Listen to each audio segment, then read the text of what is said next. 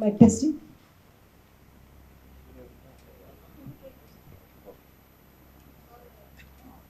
அனைவருக்கும் வணக்கம்.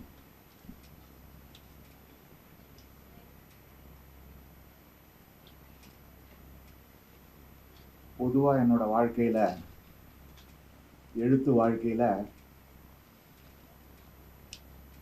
எப்போதுமே 10 மணி செஷன் தான் கொடுப்பாங்க. 10 மணிக்கு எல்லாம் வர்றது கஷ்டங்கிறதுனால இருக்கைகள்லாம் காலியாக தான் இருக்கும். ஜெய்ப்பூர் லிட்ரேச்சர் ஃபெஸ்டிவல்லையும் காலையில் 10 மணி செஷன் தான் கொடுத்தாங்க. அதனால் எனக்கு ஒன்றும் ஆச்சரியமா இல்லை. திரைப்பட ரசனையை எப்படி வளர்த்து கொள்வது அப்படிங்கிற தலைப்பு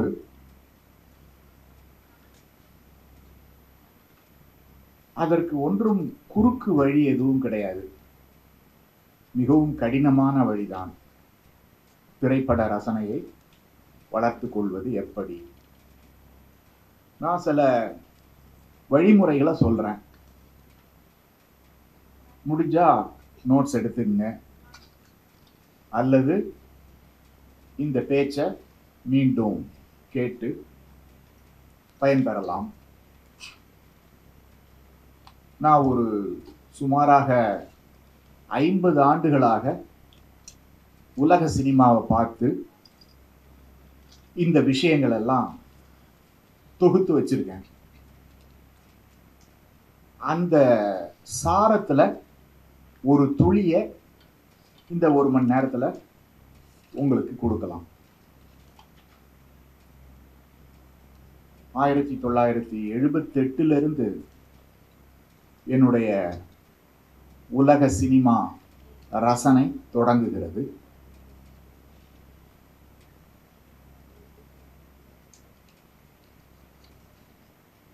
அந்த சப்ஜெக்டுக்கு போறதுக்கு முன்னால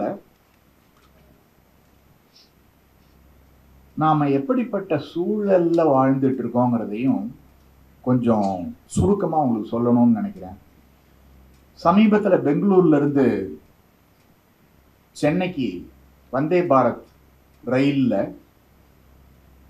அந்த டீலக்ஸ் வகுப்புன்னு ஒன்று இருக்கு. அதுக்கு ரொம்ப காசு. அதுல வந்துட்டு இருக்கும்போது ஒரு 6 பேரு பலதரப்பட்ட வயது வித்தியாசத்துல இருந்தாங்க. அதாவது ஒரு 22ல இருந்து ஒரு 45 வயசு வரைக்கும் அந்த 8 பேர் இருந்தாங்க. அந்த வயசு வித்தியாசம் தான் எனக்கு ரொம்ப ஆச்சரியமா இருந்தது. ஏன்னா ஒரே வயசா இருந்தா கூட ஏதோ ஒரு செட்டை சேர்ந்தவங்கன்னு தெரியலாம். இது வந்து 22 வயசுல இருந்து ஒரு 45 வயசு வரைக்கும் அந்த ட்ரெயின் வந்து 6 மணி நேரம் வருது. அந்த 6 மணி நேரமும் எவ்வளவு அதிகமா கூச்சலிட முடியுமோ அவ்வளவு அதிகமா சினிமா பாடல்கள், அந்தாட்சரி, அது இது, அப்புறம் சினிமா பெயர்கள், இதை வச்சே விளையாடிக்கிட்டு எனக்கு வந்து நான் மனநோய் வந்துருமோ, மென்டல் ஆயிடுவோமோன்னு நினைச்சிட்டேன். 6 மணி நேரம் என்னால அதை தாங்கவே முடியல. 6 மணி நேரம் பொழுது போக்குறதுக்கு அவங்களுக்கு வந்து தமிழ் சினிமாவை தவிர வேற எதுவுமே தெரியல. அந்த கம்பார்ட்மெண்ட்டே உடஞ்சிருங்கிற அளவுக்கு கத்திட்டு இருந்தாங்க. அதை யாருமே அப்ஜெக்ட் பண்ணல. இந்த மாதிரிலாம் உலகத்துல தமிழ்நாட்டை தவிர வேற எந்த இடத்துலையுமே நடக்காது. ஏன்னா வேற ஏதாவது ஒரு சப்ஜெக்ட் இருக்கும் பேசுறதுக்கு. 6 மணி நேரத்துல ஒரு 2 மணி நேரம் சினிமானாலும் ஒரு 4 மணி நேரம் கொஞ்சம் தூங்கவாவது செய்வாங்க. அப்படி வந்து எனக்கு வந்து அது ஒரு மனநோயாளிகளோட கூட்டத்தை பார்த்த மாதிரி இருந்துச்சு.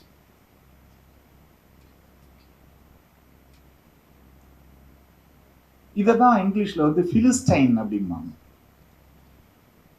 பிலிஸ்டைன்னா மூடர் கூட்டம். வேற எதுவுமே தெரியல, வேற எதுவுமே தெரியாது. நீங்க பிக் பாஸ் நிகழ்ச்சி எடுத்து பார்த்தீங்கன்னா வச்சுங்களேன், அந்த பிலிஸ்டைன் தன்மையோட ஒரு உதாரணமா அங்க போய் பவா செல்லத்துறை வந்து ஏதோ ஒரு கதையை சொல்ல போக இலக்கியத்திலிருந்து ரொம்ப அவமதிச்சு அவரை வெளியே அனுப்புனாங்க. நீங்க வந்து ஒரு காமன் மேன் கிட்ட, தமிழ்நாட்டுல ஒரு சராசரி மனுஷன் கிட்ட நீங்க பேசவே முடியாது. உங்கள பைத்தியக்காரன்னு சொல்லிடுவாங்க. அப்படிதான் இருக்கு அந்த பிக் பாஸ்ல வர்ற இளைஞர்களோட, அல்லது எந்த வயதினரா இருந்தாலும் அவங்களுக்கு வந்து தமிழ் சினிமா தவிர வேற எதுவுமே தெரியல அப்படிங்கிற மாதிரியான ஒரு பிலிஸ்டைன் கூட்டத்தை உருவாக்கி வச்சிருக்கோம். இன்னொரு உதாரணமும் சொல்லணும்னு நினைக்கிறேன். ஒரு நல்லா படிக்கக்கூடிய பையன் +2 படிக்கிறான், +2 முடிச்சிட்டான். ரொம்ப பிரைட்டான ஆளு, ஸ்கூல்ல வந்து நல்ல பேர் எடுத்தவன், கராத்தே தெரியும், சங்கீதம் தெரியும், இப்படி பல விஷயங்கள்ல ஈடுபடக்கூடிய ஒரு ப்ராடிஜி மாதிரியான ஒரு பையன். அவன் நல்லா வரையவும் செய்வான். அங்கிள் நான் ஒரு நல்ல ஒரு இது வரைஞ்சிருக்கேன், அப்படியே உங்களை பார்த்து அப்படியே வரைஞ்சிருவான். ரொம்ப ஆர்வமா போய் பார்த்தா நடிகர் அஜித்தை வரைஞ்சி வச்சிருக்கான். அவனுக்கு அதை எல்லாரும் பாராட்டாங்க. ஏன்னா அஜித் அப்படியே போட்டோ எடுத்த மாதிரி இருந்துச்சு. நான் மட்டும்தான் அவனை திட்டினேன். ஏண்டா உனக்கு தமிழ் சினிமாவை தவிர வேற எதுவுமே தெரியாதா? வரையறதுக்கு கூட உனக்கு ஒரு ஒரு பர்சனாலிட்டியுமே உனக்கு வாழ்க்கையில எதுவுமே தெரியாதா? அது வந்து இந்த இந்த பிலிஸ்டைன் சொசைட்டியோட ஒரு குறியீடு மாதிரி எனக்கு அது தோணுச்சு. நல்லா படிக்கிற பையனே எப்படின்னா, பலதரப்பட்ட கலைகள்ல ஆர்வம் உள்ளவனே எப்படின்னா, மற்ற இளைஞர்கள்லாம் எப்படி இருப்பாங்க? அப்போ சினிமாவை தவிர வேற எதுவுமே தெரியாத, அதுவும் தமிழ் ஜனரஞ்சக சினிமா, தமிழ் சமூகம் ஒரு ஒரு சீரழிந்த நிலைமையில இன்னைக்கு இருக்கு அப்படின்னா அதுக்கு முக்கியமான காரணம் தமிழ் சினிமா அப்படின்னு நினைக்கிறேன். ஏன்னா நீங்க வேற எந்த மாநிலத்திலையும் இப்படி ஒரு நிலைமையை பார்க்கவே முடியாது. அதுக்கு நான் இந்த 1 ஹவர்ல வந்து அந்த ஏன் அப்படி நடக்குது அப்படிங்கிறத நம்ம ரொம்ப தீவிரமா அலசுவோம். மிக முக்கியமா கேரளத்திலேயோ வங்காளத்திலேயோ இப்படிப்பட்ட ஒரு நிலைமை இல்லை. மலையாளத்துல நான் மாத்தியம்ங்கிற ஒரு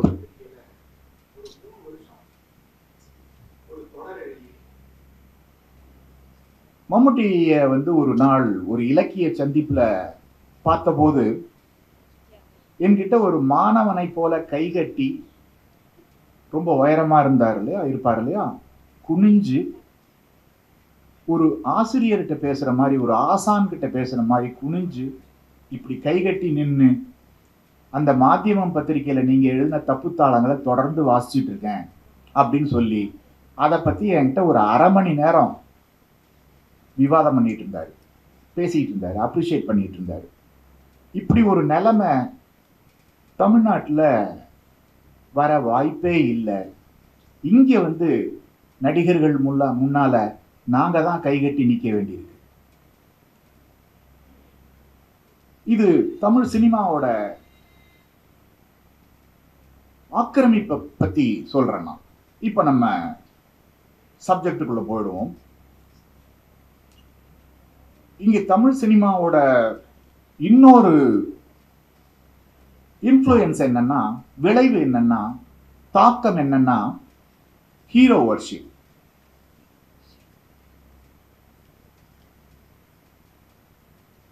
அந்த ஹீரோ வர்ஷிப் வந்து ஏன் நடக்குது அப்படின்னு நம்ம பேசும்போது அதுதான் இன்னையோட பேச்சோட மிக முக்கியமான பகுதி. ஏன் இந்த ஹீரோ வர்ஷிப் நடக்குது? இந்த ஹீரோக்கள் வந்து நீங்க ஃபர்ஸ்ட் புரிஞ்சுக்கணும், இவங்க என்டர்டைனர்ஸ் தான். ஏன் என்டர்டைனர்ஸ் மட்டும் சொல்றேன்னா, இங்க வந்து சினிமா ஒரு ஆர்ட்டா மாறல. தமிழ் சினிமா ஒரு கலை வடிவமா மாறல. மாறினாதான் அவங்கள கலைஞர்கள்னு சொல்ல முடியும். இப்ப ஸ்வீடன்ல வந்து பெர்க்மன், ஜப்பான்ல வந்து அகிரா குரோசோவா, ரஷ்யாவில் வந்து டர்காவ்ஸ்கி, இவங்கெல்லாம் வந்து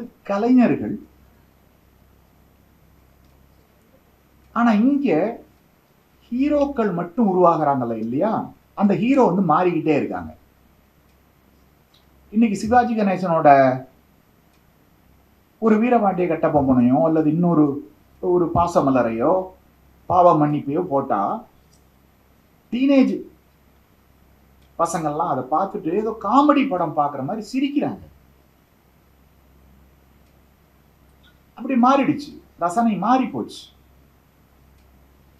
தமிழ் சினிமாவோட முதல் super star MK. Thyagaraja Bhagavathar.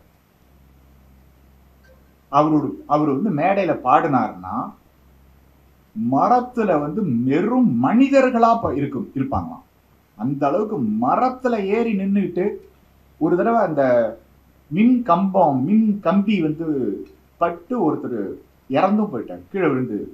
அப்படி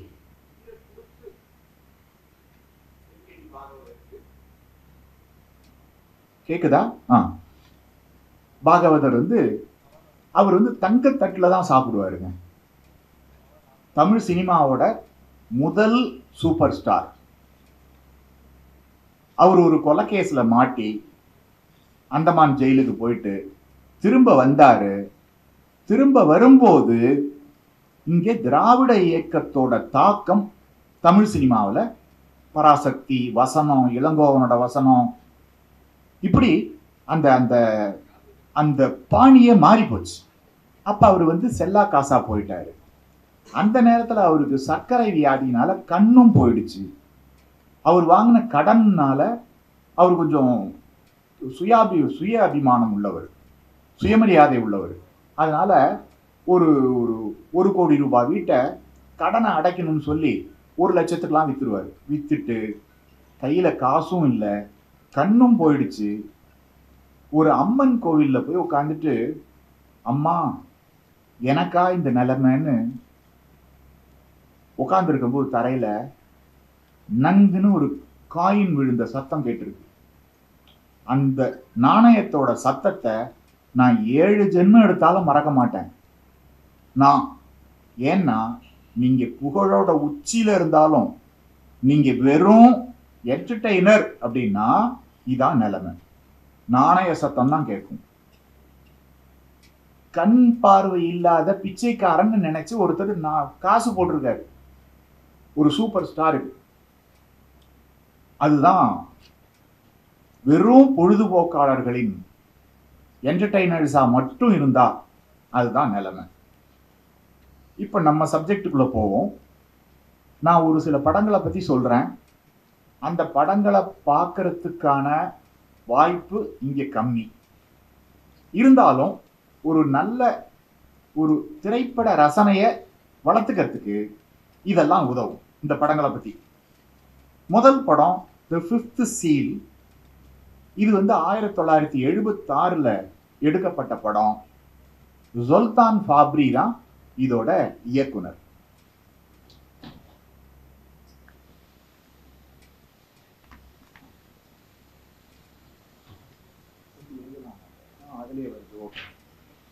நான் எழுத வேண்டிய அவசியம், நீங்களே பார்த்துக்கலாம். ஜொல்தான் ஃபாப்ரி, தி ஃபிஃப்த் சீல்.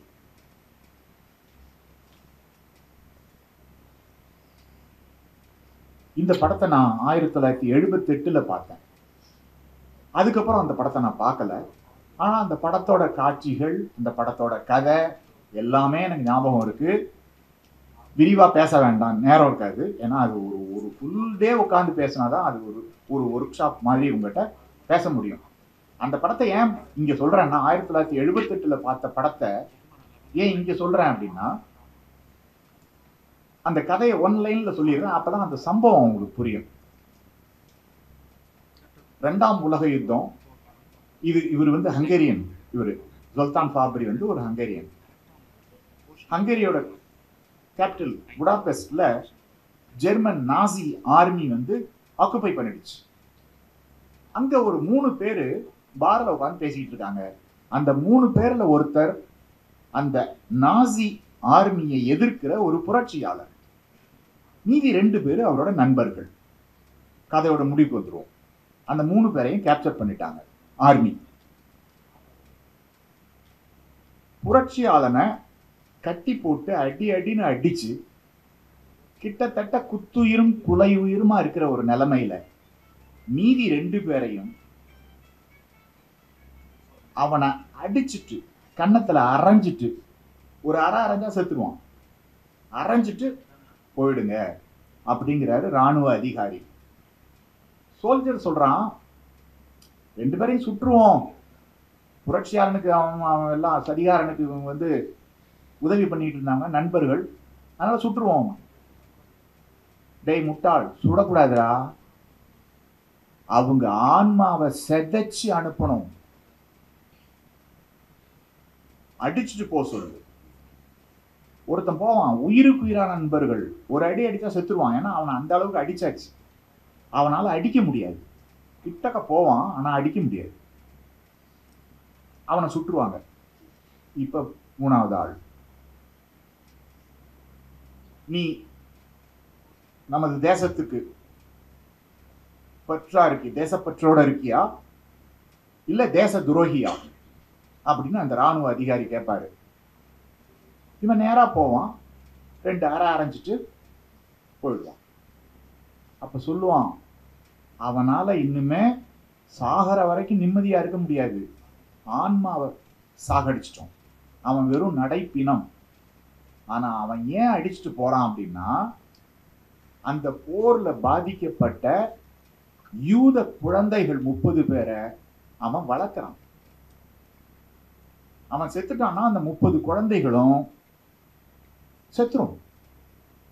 இப்ப எனக்கு ஒரு நிலைமை வந்துச்சுன்னு வச்சுங்களேன், நான் என்ன வேணாலும் குற்றச்செயல்ல ஈடுபடுவேன். ஏன்னா என்னை நம்பி 10 பூனைக்குட்டிகள் இருக்கு வீட்டுல. நான் இல்லைன்னா அந்த பூனைக்குட்டி எல்லாம். இப்ப பெங்களூர்ல எனக்கு தெரிஞ்ச ஒருத்தர் 50 வயசு ஹார்ட் அட்டாக்ல செத்துட்டாரு. அவருக்கு ஒய்ஃப் எல்லாம் இல்லை, அவர் கல்யாணம் பண்ணிக்கல. அவர்கிட்ட ஒரு 15 பூனை இருக்கு. அந்த பூனைகள்லாம் அவர் செத்துட்டாரு, அந்த 15 பூனையும் செத்துரும்.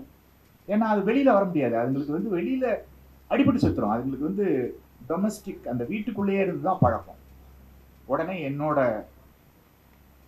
தோழி ஒருவர் பெங்களூர்ல இல்ல, திருப்பதிக்கு போய் அந்த 10 பூனையையும் பல ட்ரிப்பு கார்ல அழைச்சிட்டு வந்து இப்ப வளர்க்குறாங்க.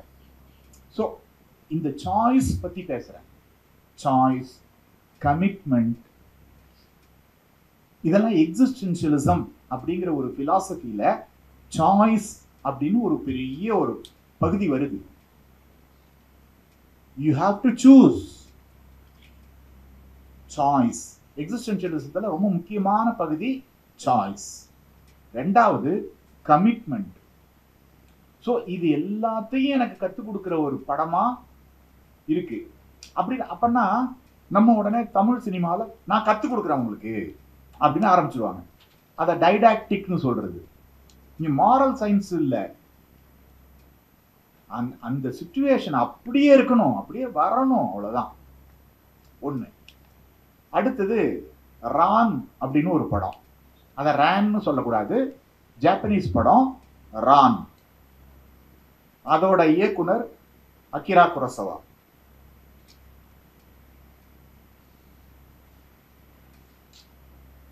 நீங்க வந்து அகிரா குரோசவாவோட இதுக்கு முன்னாடி சொன்னேன் இல்லையா, ஜொல்தான் ஃபாப்ரி, அவரோட எல்லா படங்களையுமே பார்த்துடுறது நல்லது.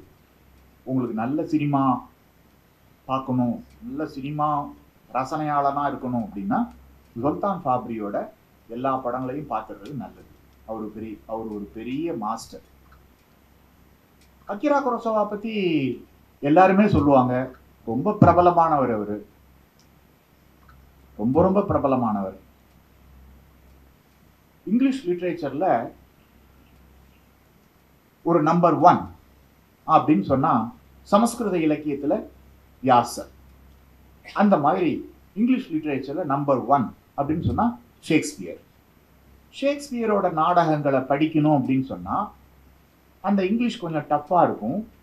அதுக்காக நீங்க வந்து சார்ல்ஸ் அண்ட் மேரி லேம், அப்படி அவங்க பிரதர் அண்ட் சிஸ்டர், சார்ல்ஸ் லேம், மேரி லேம் அப்படிங்கிறவங்களோட அவங்க வந்து அவங்களுக்கு சம்மரி அப்படி சுருக்கமா அழகா கதை சொல்ற மாதிரி சொல்லுவாங்க. அதுல கிங் லியர்ங்கிற நாடகத்தை அகிரா குரோசவா ரான்ங்கிற பேர்ல எடுக்கிறாரு. எதுக்கு ஷேக்ஸ்பியரை பத்தி சொன்னேன்னா, அந்த கதையை எடுத்துதான் இவர் ரான் எடுத்திருக்காருங்கிறதுக்காக இல்லை. பொதுவா நீங்க எந்த படத்தை எடுத்தாலும் நாவல் அளவுக்கு சினிமா வரலன்னு தான் சொல்லி நீங்க கேள்விப்பட்டிருக்கீங்க. ஆனா ரான்ல அகிரா குரோசவா ஒரு மேதை என்பதாலும் ஒரு மாபெரும் கலைஞன் என்பதாலும் ஷேக்ஸ்பியரை தாண்டி விட்டார். அந்த காட்சியை மட்டும் உங்களுக்கு சொல்றேன். கிங் லியர்ல எப்படி பாத்தீங்கன்னா, கிங் லியர் அவனுக்கு ஒரு 3 மகள்கள். அந்த 3 மகள்ல ஒருத்தி மட்டும் அவரை மிக சரியாக கிரிட்டிசைஸ் பண்ணிக்கிட்டே இருப்பான். அவளை அவருக்கு பிடிக்காது. மீதி 2 பேரும் புகழ்ந்துகிட்டே இருப்பாங்க, முகஸ்துதி பண்ணிக்கிட்டே இருப்பாங்க. அவர் என்ன பண்ணுவார், ஒரு கட்டத்துல தன்னோட ராஜ்யத்தை அந்த முதல் 2 மகள்களுக்கும் எழுதி வச்சுட்டு இந்த 3வது பொண்ணுக்கு ஒன்றும் கொடுக்க மாட்டாரு. ஏன்னா எப்ப பார்த்தாலும் திட்டிக்கிட்டே இருக்காளே, கிரிட்டிசைஸ் பண்ணிட்டு இருக்காரு. இந்த 2 மகள்களும் என்ன நினைப்பாங்கன்னா, இவர் மறுபடியும் புடிங்குவாருன்னு நினைச்சு அதனால தன்னோட தந்தையை கொல்லணும்னு முடிவு பண்ணுவாங்க. அது தந்தைக்கு தெரிஞ்சிடும், லியர் மன்னனுக்கு தெரிஞ்சிடும். அதனால அவர் தப்பிடுவார். தப்பும் போது அவர் என்னதான் பிச்சைக்கார வேஷம் போட்டு தப்பி போனாலும் அவரை கொன்னுடுவாங்க. அவர் பாதுகாப்பா இருக்கணும்னு இந்த 3வது மகள் ஆம்பளை வேஷம் போட்டுக்கிட்டு அவர் கூடவே போவார். ஒரு கட்டத்துல அவரு, அதாவது அரசனாக பேரரசனாக இருந்தபோது ஒரு 4000 5000 உடைகள் வச்சிருப்பாரு. அப்ப இந்த 3வது மகள் கிரிட்டிசைஸ் பண்ணுவாள்ல, மக்களுக்கு ஆடையே இல்லை, இந்த மாதிரி 4000 5000 ட்ரெஸ் வச்சுட்டா என்ன அர்த்தம் அப்பா அப்படிங்கிற போது, ஒரு பேரரசன்னா அப்படிதான் இருக்கணும். ஏன்னா எப்ப பார்த்தாலும் என்ன விமர்சனம் பண்ணிக்கிட்டே இருக்க, உன்னை எனக்கு பிடிக்கலன்னு சொல்லி கத்திடுவாரு. ஆனா ஒரு பிச்சைக்காரனா வெளியில வரும்போது பார்த்தா ஒருத்தருக்கும் ஒரு கோவணம் கூட கட்டுறதுக்கு ஒரு சின்ன துணி இல்லாம அலையிறத பார்த்துட்டு ஒரு கட்டத்துல எனக்கு இந்த ட்ரெஸ்ஸே வேணான்னு சொல்லி கட்டத்துக்கு ஒரு கத்திக்கிட்டு ஆவேசத்துல போகும்போது மகள் என்ன சொல்லுவா, அவளால தந்தைய நிர்வாணமா பார்க்க முடியாது. ஆனா தந்தைன்னு தெரியாது, ஏன்னா அசிஸ்டன்ட்னு தான் ஒரு ஆம்பளை வேஷம் போட்டுட்டு வந்திருக்கா. வேண்டாம் வேண்டாம் மன்னா வேண்டாம் அப்படி தடுப்பா. ரொம்ப ஒரு பேஷனேட்டான டென்ஷனுக்குள்ள, ஏன்னா நாடகத்துல டென்ஷன் ரொம்ப தேவை. அப்படிப்பட்ட ஒரு நாடகம். ரான்ல அந்த 3 மகள்களையும் மகன்களாக குரோசவா பண்ணியிருப்பாரு. அந்த மன்னனுக்கு என்ன பழக்கம்னா, போர் எடுத்து போய் இங்க நடக்கிற மாதிரி தான் சிற்றரசர்களை வென்று கண்ணை புடிங்கிடுவான். இங்கேயும் அதே மாதிரி 2 மகன்களும் இவனை விரட்டி விட்டுட்டு, அதாவது ராஜ்யத்தை கொடுத்த பிறகு அதே கதை தான். அப்ப பிச்சைக்காரராக எங்கெங்கோ அலைந்து திரிந்து உணவு கூட இல்லாமல் பராரியாக ஒரு காட்டு பக்கம் வரும்போது ஒரு அற்புதமான புல்லாங்குழல் இசை கேட்கும். போவார். போனதும் அவன் ஒரு கண் பார்வை இல்லாதவன். வாருங்கள் பேரரசேம்மா. எப்படி உனக்கு இந்த கண்ணு தெரியாம என்ன பேரரசேங்கிற? இந்த காட்டுக்கு வேற யாரு வரப்போறா? வாங்க இந்த இசையை கேளுங்கன்னு சொல்லி மீண்டும் வாசிப்பான். அற்புதமா இருக்கு அப்படின்னு சொன்னது இவன் என்ன சொல்லுவான், அந்த ஜாப்பனீஸ் பேர் வேற, பேரரசர் லியர் தானே, எப்படி தெரியும்? என்ன உங்களுக்கு தெரியாது, நீங்க என்னுடைய நாட்டை வென்று கண்ணை எடுத்தீங்கல்ல, அதான் நான் அப்படிமா. எப்படி நீ என்னை பார்த்ததும் கொன்னு இருக்கணுமே, நான் ஒரு பராரியால வந்திருக்கேன், எப்படி எனக்கு? அரசே, என்னுடைய தங்கை தான் மன்னிக்க வேண்டும், அந்த மன்னிக்கும் பண்பை எனக்கு கற்றுக் கொடுத்தா. இங்க நான் உங்களுக்கு விருந்து கொடுத்து உபசரிச்சிருக்கணும், அது இல்லாதனாலதான் இந்த இசையை தர்றேன் அப்படின்னு அந்த காட்சி முடியும் போது இந்த மனுஷனோட மகத்தான மாண்பு இருக்கு இல்லையா, இந்த இடம் கிங் லியர்ல இல்ல, இவர் சேர்த்திருக்காரு. அதனாலதான் கிங் லியரை விட சிறந்த ஒரு படமாக எனக்கு இதெல்லாம் பார்த்து பல வருடங்கள் ஆச்சு, 20-30 வருஷம் இருக்கும். அடுத்து இதெல்லாம் ஏன் சொல்றேன்னா, திரும்ப திரும்ப ஒரு படம்னா ஒரு படத்தை எப்படி ரசிக்கிறது, ரசிக்கக்கூடிய அம்சங்கள் என்ன, நம்ம என்ன மாதிரியான படங்களை பார்த்துட்டு இருக்கோம். அடுத்து ஒரு இயக்குனரை நான் உங்களுக்கு அறிமுகப்படுத்துறேன். அவர் பேரு வெர்னர் ஹெர்சாக். அவர் ஒரு ஜெர்மானிய இயக்குனர்.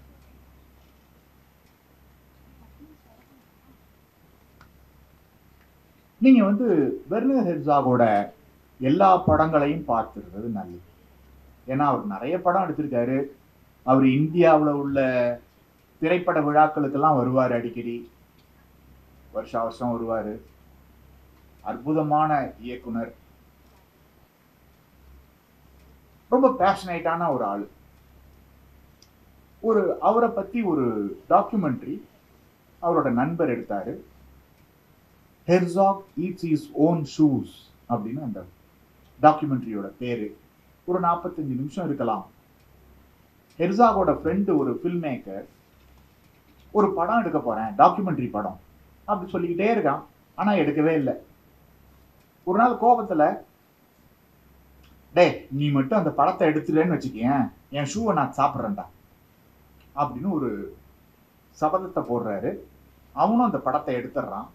அந்த படம் என்னன்னா, அங்கெல்லாம் வெஸ்டர்ன் கண்ட்ரீஸ்ல எல்லாம் நீங்க ஏதாவது பெட்டு வளர்த்தீங்கன்னா அதுக்கு தனியா சிமெட்ரி உண்டு. அந்த சிமெட்ரிக்கு போய் அந்த பெட்டு வளர்த்தாங்க இல்லையா, அவங்க கிட்ட அந்த பெட்டை பத்தின கதையை கேட்டு, அதுதான் அந்த படம். ஸோ அவன் எடுத்துட்டான். உடனே இவர் என்ன பண்ணாரு, பூட்ஸ், அதுவும் ஷூ கூட இல்லை, அந்த பூட்ஸை ஒரு 8 மணி நேரம் குக்கர்ல போட்டு அவிச்சு அதை ஃபோர்க்கால எடுத்து சாப்பிட்றாரு. வெங்காயம் சாஸ் எல்லாம் வச்சுக்கிட்டு சாப்பிட்றாரு. நிஜமாவே சாப்பிட்றாரு. அது ஒரு 3/4 மணி நேர படமா வந்திருக்கு. இது ஒரு மனுஷனோட பேஷன். அவர் இன்னொரு பிறகு என்ன பண்ணாருன்னா, அதை அவர் புத்தகமா எழுதியிருக்காரு, படமா அல்ல. Walking on ice. டிசம்பர் மாசம் ஒரு 15 தேதி வாக்குல ஒரு ஞாபகத்துல இருந்து சொல்றேன், அவருக்கு ஒரு நியூஸ் வருது. மியூனிச்ல இருக்காரு. பாரிஸ்ல அவரோட தோழி மரண படுக்கையில கிடக்குறாங்க, அவங்க உங்களை பார்க்க விரும்புறாங்க அப்படின்னா ஒருத்தன் என்ன பண்ணுவான், ஃப்ளைட்டை பிடிச்சி போய் பார்ப்பான். இவர் என்ன பண்ணாரு, நான் நடந்தே போறேன். எப்ப? டிசம்பர் 15-16 தேதியில. அங்க -5 -10 இருக்கும் அந்த குளிர். நடந்தே போறார். 15 நாள் ஆகுது. நான் போகும்போது அவங்க உயிரோட இருப்பாங்கன்னு சொல்றாரு. அவங்களும் உயிரோட இருந்தாங்க. அதுக்கு பிறகும் ஒரு 10 வருஷம் உயிரோட இருந்தாங்க. அந்த அளவுக்கு ஒரு பேஷனேட்டான ஒரு ஆளு. அவரோட படம் எப்படி இருக்கும்னு பார்த்துங்க. அவரோட படத்துல கிளாஸ் கின்ஸ்கின்னு ஒருத்தன் நடிப்பான். அந்த கிளாஸ் கின்ஸ்கி இந்த உலகத்தோட மிகச்சிறந்த நடிகர்கள் ஒரு 10 பேர் எடுத்தீங்கன்னா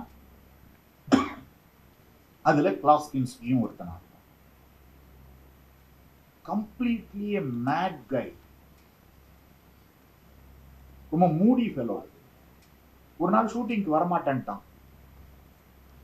இவர் என்ன பண்ணாரு, நேரா பிஸ்டல் எடுத்து போய் நெத்தியில வச்சு, வரலன்னா சுட்டுருவேன். அந்த மாதிரியான ஒரு ஆட்கள், மனிதர்கள். அடுத்தது உங்க எல்லாருக்குமே தெரிஞ்ச ஒரு ஹாலிவுட் ஃபிலிம், ரொம்ப பிரபலமான படம், இன்செப்ஷன், கிறிஸ்டோபர் நோலன். இந்த படத்தை பத்தி நம்ம பேசும்போது தான் சினிமா ரசனை, இப்ப இதுவரைக்கும் நான் சொன்னதெல்லாம் என்னுடைய அனுபவத்தை உங்கள்கிட்ட பகிர்ந்துக்கிட்டேன். இப்பதான் நிஜமா சினிமா ரசனைனா என்ன, சினிமா ரசனையை வளர்த்துக் கொள்வதற்கு 2 வழிகள் உண்டு. 2மே தேவை. ஒன்று நல்ல படங்களை பார்க்கணும், இன்னொன்று நல்ல படங்களை பார்த்தா மட்டும் பத்தாது, அது 50% தான். இன்னொரு 50% இலக்கியம் படிக்கணும்.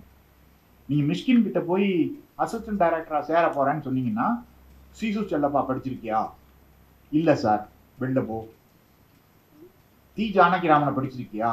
இல்ல சார், வெளில ஓடு. 1 வருஷத்துக்கு இந்த பக்கமே வரக்கூடாது அப்படின்னு துரத்தி விட்டுருவாரு.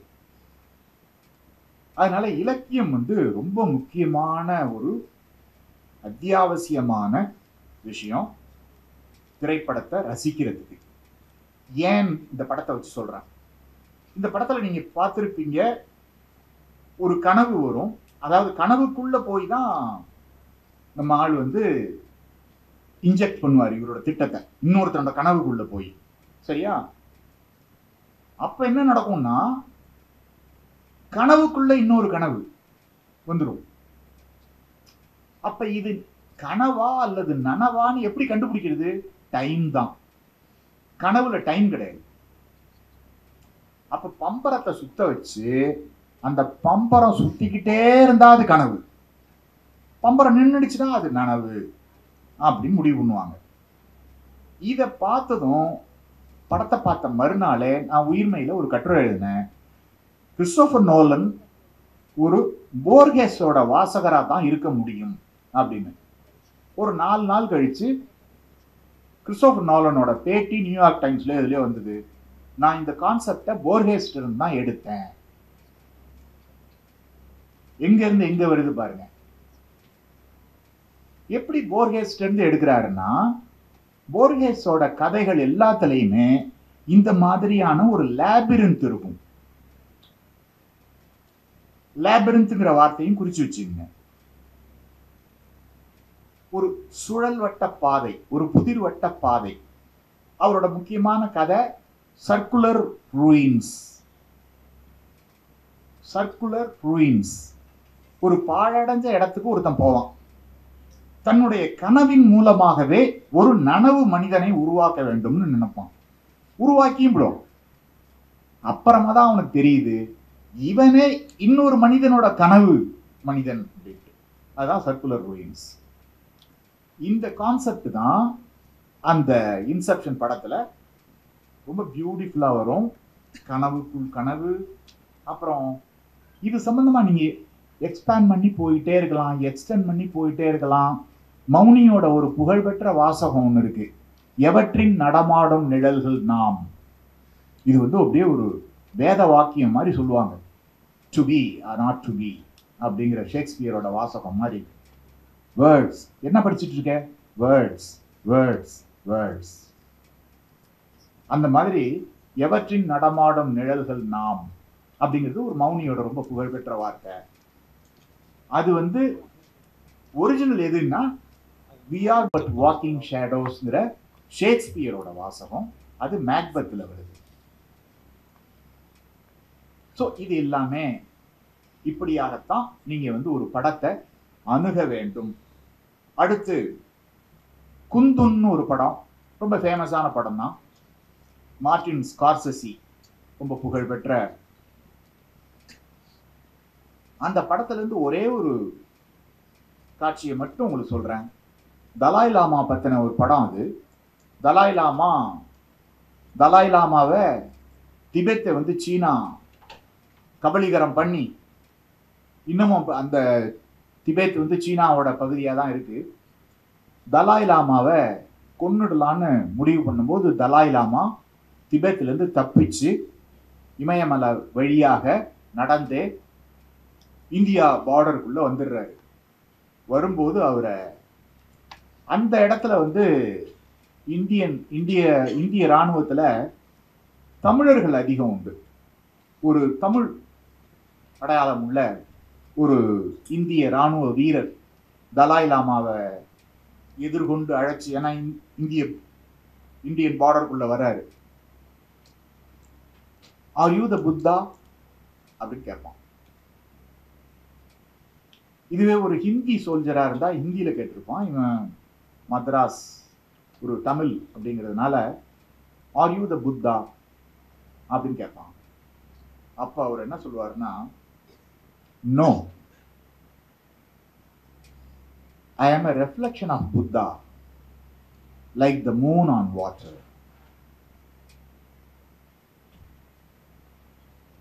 நான் புத்தனின் நிழல், புத்தனின் பிம்பம், நீரிலே தெரியும் நிலவின் பிம்பத்தை போல. இப்படி இருக்கணும் படம்னா.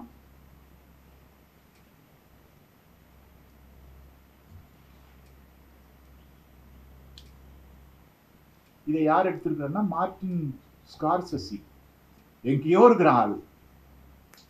இந்த படத்தை ஒரு இந்தியன்ல எடுத்திருக்கணும். அடுத்து ஒரு புத்தகத்தை பத்தி சொல்ல போறேன். இப்ப நம்ம ரசனையோட முக்கியமான பகுதிக்கு வந்துடுறோம். அந்த புத்தகத்தோட பேரு ஸ்கல்ப்டிங் இன் டைம். ஆந்திரே டர்காவ்ஸ்கி எழுதின புத்தகம். ஒரு 150 பக்கம் தான் இருக்கும். இந்த புத்தகத்தை நீங்க படிச்சீங்கன்னா சினிமா ரசனையில நீங்க ஒரு மாஸ்டர்னு சொல்லலாம். வெறும் ஒரு புத்தகம். முதல்ல சொன்னேன்ல, சினிமா ரசனையை வளர்த்து கொள்வதற்கு குறுக்கு வழி எதுவும் கிடையாதுன்னு. இதுதான் குறுக்கு வழி. இப்ப அதையே நான் மாத்தி சொல்லிடுறேன். இந்த புத்தகத்தை படிச்சிட்டீங்கன்னா நீங்க சினிமா ரசனையோட ஒரு ஒரு பெரிய பகுதியை முடிச்சிட்டீங்கன்னு அர்த்தம். ஆனா ரொம்ப ஈஸியான புத்தகம் தான். நிறைய படங்களை அதில் ரெஃபர் பண்ணுவாரு. அந்த படங்களையும் பார்த்துடுறது நல்லது. ஒரு சில நாவல்களையும் கதைகளையும் ரெஃபர் பண்ணுவாரு. அதையும் படிச்சுடுறது நல்லது. கிட்டத்தட்ட இது ஒரு சிலபஸ் மாதிரி. அதை படிக்காம இந்த வெறும் இந்த புத்தகத்தை மட்டுமே கூட படிக்கலாம். ஒரு 150 பக்க புஸ்தகம். ஆந்திரே டர்காவ்ஸ்கியோட படங்களை ஒரு 7-8 படம் தான் எடுத்திருப்பாரு. அந்த படங்கள் எல்லாம் நீங்க பார்த்துடலாம். நாங்கெல்லாம் 70கள்லையும் 80கள்லையும் படம் பார்க்கணும்னா ஃபிலிம் சொசைட்டியில் சேரணும். ஃபிலிம் சொசைட்டியில் சேர்றதுக்கு வருஷக்கணக்கில் வெயிட் பண்ணணும், அங்கே போகணும். வேற எந்த வழியும் கிடையாது. இல்லைன்னா ஆண்டுதோறும் நடக்கிற திரைப்பட விழாக்கள்ல கலந்துக்கணும். இப்போ உங்களுக்கு இந்த இடத்துலயே நீங்க மொபைல்ல பார்க்கலாம், இங்கேயே பார்க்கலாம். டர்காவ்ஸ்கியோட எல்லா படமும் மொபைல்லையே இருக்கு. அவ்வளவு சுலபமா ஆன பிறகுதான் படங்கள் பார்க்கறது அடிதாயிடுச்சு. அப்போ வந்து ஆந்திரே டர்காவ்ஸ்கின்னா எல்லாருக்கும் தெரியும். இப்ப மொபைல்ல இருக்கு, ஆனா தெரியாது. பாருங்க, அது கிட்டத்துல வந்ததும் யாருக்கு தெரியல. அதுல அவர் வந்து ஒரு ஹைக்கூ கவிதையை சொல்லுவார், கோட் பண்ணுவார் டர்காவ்ஸ்கி. அந்த ஹைக்கூ கவிதையை ரொம்ப புகழ்பெற்ற கவிதை. அது எல்லாருக்குமே தெரிஞ்ச ஒரு கவிதை தான். ரொம்ப புகழ்பெற்ற ஒரு ஹைக்கூ கவிஞர் தான் அதை எழுதினது. அவர் பேரு பாஷோ. அந்த கவிதை என்னன்னா, பழைய குளம் அமைதியாக இருந்தது, ஒரு தவளை நீரில் குதித்தது, நீரின் சலசலப்பு கேட்டது. இதுதான் கவிதை. பழைய குளம் அமைதியாக இருந்தது, ஒரு தவளை நீரில் குதித்தது, நீரின் சலசலப்பு கேட்டது.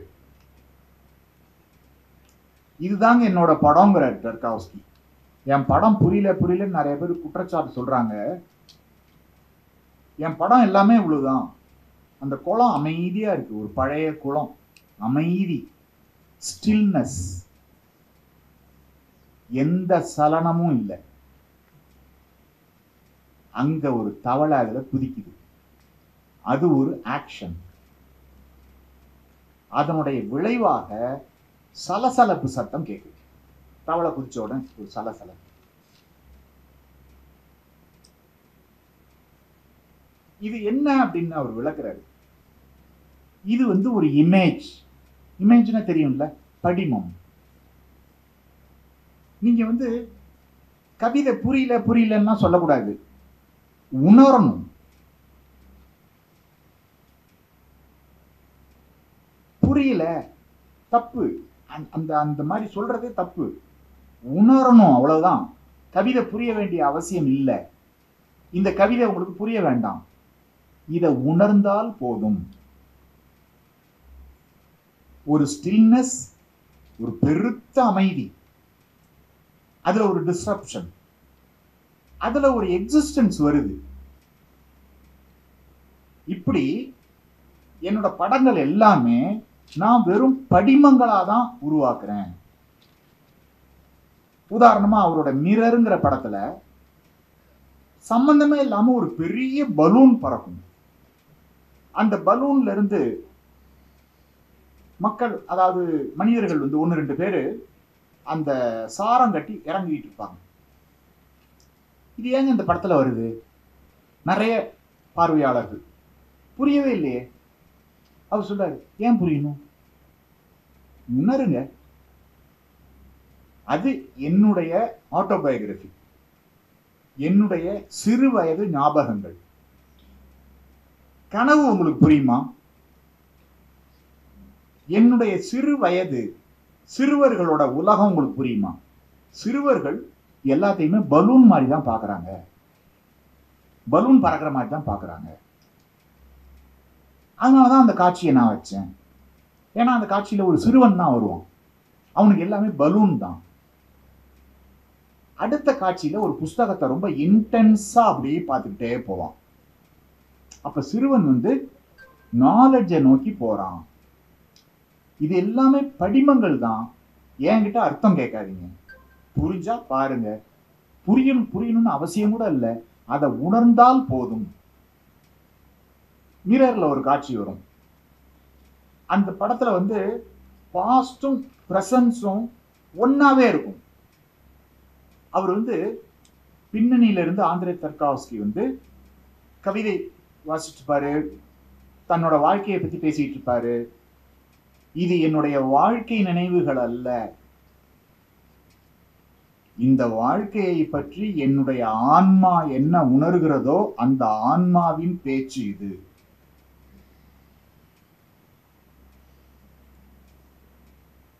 அப்ப பாஸ்ட் பிரசன்ஸ் எல்லாம் வந்து கனவுல கிடையாது. அப்ப அவங்க அம்மா ரொம்ப யங் கேர்ளாவே இருப்பாங்க. பிரசன்ட்லயே, பிரசன்ஸ்ல கதை நடந்துட்டு இருக்கும் போதே அவங்க அம்மா வந்து ஒரு யங் கேர்ளா இருப்பாங்க. அவங்க ஒரு பிரிண்டிங் பிரஸ்ல ப்ரூஃப் ரீடரா இருப்பாங்க. திடீர்னு ஏதோ ஒரு பெரிய தப்பு பண்ணிட்டோம் ப்ரூஃப் ரீடிங்ல அப்படின்னு ஓடுவாங்க. அப்போ வந்து போர் காலகட்டம், 1930s. ஒரு சின்ன மிஸ்டேக்னா கூட இவங்களோட உயிரே போயிடும். பதற்றமா ஓடும் போது ஒரே பிரிண்டிங் மெஷினோட அந்த சத்தம் நம்ம காதை செவிடாக்குற அளவுக்கு கேட்கும்.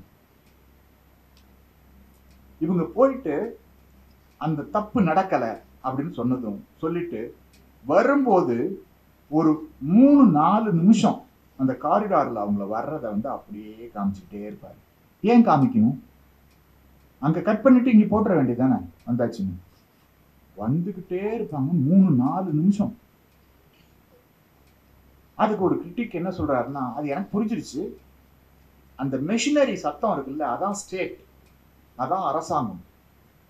இப்படி வந்துட்டு இருக்காங்கல்ல அந்த அமைதி, அதை கான்ட்ராஸ்டா காமிக்கிறாரு. அந்த அமைதி அது வந்து அப்படியே செட்டில் ஆகும்.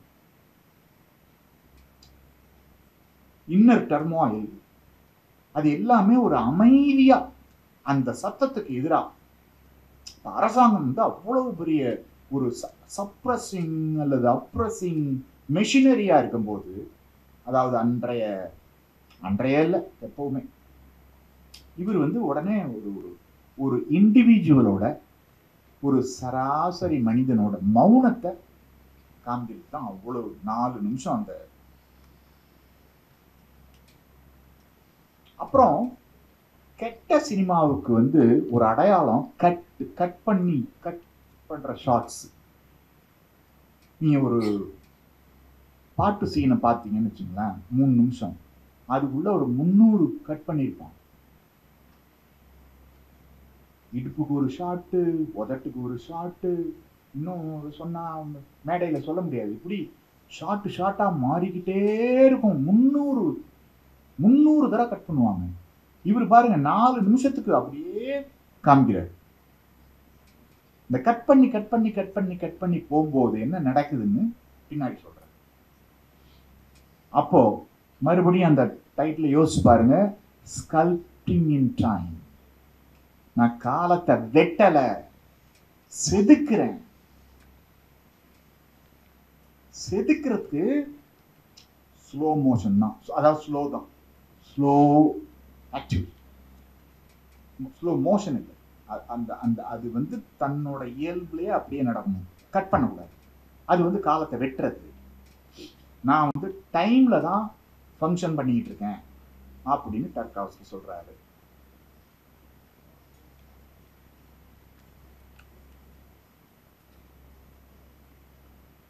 இந்த மிரர்ல வந்து நீங்க தயவு செஞ்சு மிரர் பாருங்க. அந்த மிரர்ல வந்து ஒரு இன்னும் ஒரே ஒரு விஷயம் இருக்கு, அதை முடிச்சிட்டு நம்ம பேச்சை முடிச்சிடலாம். அதுதான் முக்கியமானது. மிரர்ல வந்து ஒருத்தனுக்கு திக்குவாய். ஒரு ஹிப்னாட்டிஸ்ட் என்ன பண்ணுவாங்க, ஒரு லேடி வந்து அப்படியே கான்சென்ட்ரேட் பண்ணி ஒரு 3 minutesல அவனுக்கு திக்குவாயை வந்து சரி பண்ணிடுவாங்க. அதுக்கு வந்து அவங்க கான்சென்ட்ரேட் பண்ணிக்கிட்டே இருப்பாங்க. இப்ப நிறைய படங்கள்ல பார்த்துருக்கலாம், ஒரு பொருளை பார்த்தா அந்த பொருள் பத்தி எரியும். பார்த்துருக்கீங்களா? சில மெஜிஷியன்ஸ்லாம் பண்ணுவாங்க. அது வந்து கான்சன்ட்ரேஷன் தான். இன்னொரு 5 நிமிஷம் இருக்கு, ஏன்னா அதுதான் ரொம்ப முக்கியமான ஒரு. நான் திரும்ப சொன்னேன், படிக்கணும், இலக்கியம் படிக்கணும். ஒரு தனுஷ் படத்துல பாத்தீங்கன்னா அவர் வந்து ஒரு உலக ஓவிய போட்டியில பரிசு வாங்கிடுவாரு. அந்த ஓவியம் வந்து குமுதத்துல அட்டப்படமா வரும். அப்ப நினைச்சேன், அடா பாவி, இந்த டைரக்டருக்கு எதுவுமே தெரியலையே, உலக ஓவிய போட்டியில வந்த ஒரு ஓவியம் வந்து குமுதத்துல அட்டப்படமா வரும், ஒரு உயிர்மையில எல்லாம் அட்டப்படமா வரும், ஒரு காலச்சுவடில் அட்டப்படமா வரும். அதெல்லாம் அவருக்கு தெரியவே இல்லை. அவருக்கு தெரிஞ்ச ஒரே விஷயம் குமுதமும் விடம் தான். அப்புறம் பாரதி ராஜாவோட ஓம்னு ஒரு படம், அதுல பாரதி ராஜாவே ஹீரோ, அவர் ஒரு கவிஞர். சரி, கவிஞர் அந்த கவிதையெல்லாம் எப்படி இருக்குன்னா, ஒரு குமுதானந்த வடன்ல வர்ற லெவல்ல கூட இல்ல, ராணிமுத்து லெவல்ல. ஏங்க என்னங்க இது, ஒரு கவிஞர். இந்த கமலஹாசன் அடிக்கடி வந்து கவிதைன்னு சொல்லி எதோ வெளியிடுவார, அந்த ரேஞ்சில் இருந்துச்சு. அட பாவிகளா, என்னடா இது, இப்படி கூடவா கவிதை எப்படி இருக்கணும்? ஒரு மனுஷ புத்தின கவிதை, ஒரு தேவதேசி கவிதை, அதை பார்த்து காப்பி அடிச்சா கூட நீங்க ஒரு ஏஐ கிட்ட போட்டா கூட நல்ல கவிதை கொடுத்துருங்க, சாட் ஜிபிடி கிட்ட இல்ல கிராக் கிட்ட. கிராக் தெரியும்ல. சோ அடுத்தது ஒரு லைன்ல போயிடுறேன். கிம் கி டுக் அவரோட spring summer fall winter and spring 2003. இதை பத்தி பேசுறதுக்கு நேரம் இல்லை, ரொம்ப மினிமம் டயலாக். நான் சொன்ன டர்காவ்ஸ்கியோட சம்பந்தப்பட்ட படம் ஸ்டில்னஸ், அதை மட்டும் ஞாபகம் வச்சுங்க, ஸ்டில்னஸ். ஓகே, அடுத்து நம்ம கடைசி சப்ஜெக்டுக்கு வந்துருவோம். இதுதான் இன்றைய ஸ்பீச்சோட சாரம். முதல்ல சொல்லிக்கிட்டே வந்தேன்ல, இமேஜ் பத்தி, ஹீரோ வர்ஷிப் பத்தி. இமேஜ்னா 2 இருக்கு. ஒன்னு படிமம், அது நம்ம டர்காவ்ஸ்கி சொல்றது. இன்னொரு இமேஜ் இருக்கு, அது பிம்பம். அதுக்கு நான் ஒரு உதாரணம் சொல்லிடுறேன், சுருக்கமா சொல்லணும். தமிழ்நாட்டில் நிறைய பிரமுகர்கள், விஐபிஸ், நிறைய பேர் இலக்கியவாதிகள் எல்லாருக்கும் பொதுவா 190% அல்லது ஒரு 75% குடிப்பழக்கம் இருக்கும். குடிகாரர்கள் அல்ல, அது ஆல்கஹாலிக்ஸ்ங்கிறது வேற, குடி அடிமைகள் வேற. குடிக்கிற பழக்கம் இருக்கும், ஆனா யாருமே அதை சொன்னதில்லை. சொன்ன 2 பேரு, ஒருத்தர் கண்ணதாசன், இன்னொருத்தர் ஜெயகாந்தன், 3வது ஆளு நான். இது வந்து என்ன மாதிரியான இமேஜை உண்டாக்குதுன்னு பாருங்க. இமேஜ், படிமம் இல்ல, பிம்பம். என்னை பத்தி என்ன பிம்பம் உண்டாகுதுன்னா, குடிகாரங்கிற பிம்பம். நான் ரொம்ப டிசிப்ளின்ட் ஆளு. இரவு பூரா படிச்சுட்டு செவந்த கண்களோட காலையில ஆட்டோல ஏறுறேன். காலையிலேயே சாப்பிட்டீங்களா சார்ங்கிறாரு ஆட்டோக்காரர். நான் வந்து தஞ்சாவூர்காரங்க, வந்து கிருத்துருவம் முடிச்சேன். சாப்பிட்டனே. நானும் அந்த அந்த அந்த கணக்கான டோன்ல சாப்பிட்டேனே அப்படின்னா, என்ன சார் சாப்பிட்டீங்க? நீராகாரம். நான் காலையில நீராகாரம் தான் சாப்பிடுவேன். நீராகாரம் சார், அதை கேட்கல சார், வேற எதுக்கு? Drink sir. நீராகாரம் ட்ரிங்க் தான் சார். விஸ்கி ரம்மு இதெல்லாம் இல்லைங்க. நான் வந்து எனக்கு ரெமி மார்டின் தான் பிடிக்கும், அதான் சாப்பிடுவேன். இன்னைக்கு சாப்பிட்டீங்களா சார்? ஆமா ஆமா. எவ்வளவு சார்? ஒரு குவார்டர். சார் காலையிலே குவார்டர்னா அப்போ மத்தியானம் தேவைப்படுங்க சார். ஆமா. அப்போ அப்போ ஒரு குவார்டர். அப்போ நைட்டு சார்? அப்போ ஆஃப். அப்போ ஒரு நாளைக்கு ஒரு ஃபுல்லா சார்? அப்பதாங்க எழுத முடியுது. இது பாருங்க இமேஜ் என்ன. இதை பத்தி ஒரு 100 பேர் 200 பேர்ட்டையாவது அவர் சொல்லுவாரா? இப்படிதான் இமேஜ் உருவாகுது. இதுக்கு நேர் எதிர்பக்கம் பயங்கரமா குடிப்பாங்க. ஆனா நீங்க குடிப்பீங்களா? குடிக்கிறதெல்லாம் ரொம்ப தப்பு. அப்படியே செயின்ட் மாதிரி பேசுவாங்க. சில பேர் குடிக்க மாட்டாங்க. ஆனா மீதி இருக்கிற இந்த தினத்தந்தியில தலைப்பு செய்திகளா வர்ற அத்தனை அயோக்கியத்தனம் கிரைம் எல்லாம் பண்ணுவாங்க. ஆனா செயின்ட் மாதிரி இருப்பாங்க. அது இமேஜ். அது இமேஜ். இப்ப இதெல்லாம் மறந்துடுவோம். எம்ஜிஆருக்கு ஒரு இமேஜ் இருக்கு. அந்த இமேஜ்லயே இமேஜ்னா இமேஜ் டிராப்னு ஒண்ணு இருக்கு. நான் ஒரு இமேஜை வளர்த்துட்டேன்னு வச்சுங்களேன், அதுவே டிராப்பா மாதிரி உங்களை மாட்டிக்கும். சரியா? அந்த இமேஜ் டிராப்ல மாட்டினவர் எம்ஜிஆர்னு MS பாண்டியன் வந்து ஒரு புக்கும் எழுதியிருக்காரு. ஆனா இமேஜுக்கு வந்தீங்கன்னா அந்த இமேஜ் எம்ஜிஆர் பத்தின நல்ல இமேஜ். நல்ல இமேஜ்னா என்ன? நாடோடி மன்னன் தான் அந்த இமேஜை ஆரம்பிச்சு வச்ச முக்கியமான புள்ளி. அதை செஞ்சவர் கண்ணதாசன். ஏன்னா அவர் டயலாக் ரைட்டர். அதுக்கு உழைப்பவனுக்கே நிலம் சொந்தம் நான் ஆட்சிக்கு வந்தால் அப்படின்னு நாடோடி மன்னன், அந்த நாடோடி புரட்சியாளர் பேசுவாரு. அது எல்லாமே கார்ல் மார்க்ஸ் எழுதின கம்யூனிஸ்ட் மேனிஃபெஸ்டோல உள்ள வசனம். கண்ணதாசன் அறிஞர், மேதை, அதனால அப்படியே தூக்கி இதுல போட்டாரு. ஏன்னா அப்ப அவர் திமுக இருந்தாரு கண்ணதாசன். இவரை மக்கள் சேவையில ஈடுபட்டவனுக்கு மகிழ்ச்சி என்பது கிடையாது, மக்களின் மகிழ்ச்சியே அவனுடைய மகிழ்ச்சி வசனம் கண்ணதாசன். இது எல்லாமே தான் எம்ஜிஆரை உருவாக்கி ஒரு புரட்சி தலைவர்ங்கிற பட்டத்தை கொண்டு வருது. இது இமேஜ். அவருக்கு சேகுவாரா மாதிரி புரட்சியா பண்ணாரு. பதவிக்கு வந்ததும் பல்பொடி கொடுத்தாரு எல்லாருக்கும்.